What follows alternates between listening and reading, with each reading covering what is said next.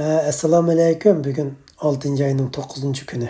İnsanlarni hayron qoldiradigan yangi fan texniklar uzluksiz ko'rinyotidi, paydo bo'lyotidi. Bo'libmi, agar biz diqqat qilgan bo'lsak, odamlarni hayron qoldiradigan yangi fan texniklar hozir Ukraina jang maydonidami ko'rinyotidi.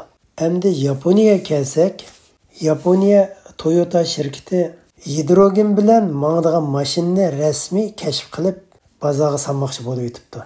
Bir yilning oldida Yaponiya davlati hidrogenda mangdigan mashinalarni bozorga salmoqchi bo'lib yetibdi degan bir xabarni anglatgandim. Endi hozir bo'lsa Yaponiya Toyota shirkati rasmiy shaklda hidrogen bilan mangdigan motorni kashf qilib, bundan keyin dunyo bozorini oldingi qatorda hidrogen bilan mangdigan mashinalar bargan sari ko'payishga boshlaydi ekan. Hozir bozorlarda menayotgan mashinalar bo'lsa, sanarka, benzinda menayotgan bo'lsa, bargan sari bu sanarka va benzinda mangdigan mashinalarning o'rnini to'xta mangdigan mashinalar egallab ketadigan bir vaziyat ko'rinyapti. Lekin Yaponiya Toyota shirkati bo'lsa, 20 yilga yaqin tadqiqot qilish orqali oxirida bu tadqiqotda natija qozonib, eng yuqori fan texnikalik hidrogen bilan mangdigan motorni kashf qilinib chiqibdi.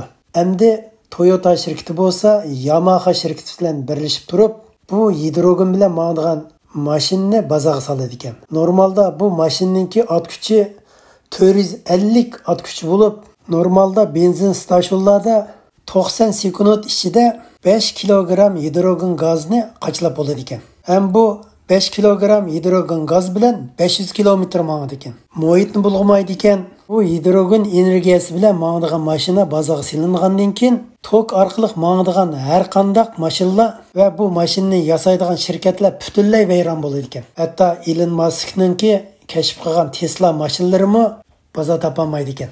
Hidrogen energiyasini yiqilg'u qilgan mashinalarda hech qanday muhitni bulg'aydigan ahvol ko'rilmaydi ekan. Muhitni bulg'ash nisbati 0 ekan. Hidrogen gazini benzin stansiyonlarga to'shimoq, saqlamoq intayin qulaylik bo'lib, hatto taraqqiy tepayotgan davlat hukumatlarning muhitni asrash arzu va xizmatiga to'kib qo'shgan bo'ladi ekan.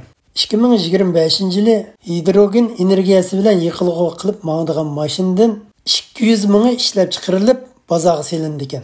2030-yilga borgan chaqda hidrogen energiyasi bilan mangdigan mashinaning soni 800 mingga yetadi ekan. Hidrogen energiyasi bilan mangdigan mashina butun dunyoning mashina sohasini vayron qilib tashlaydi ekan.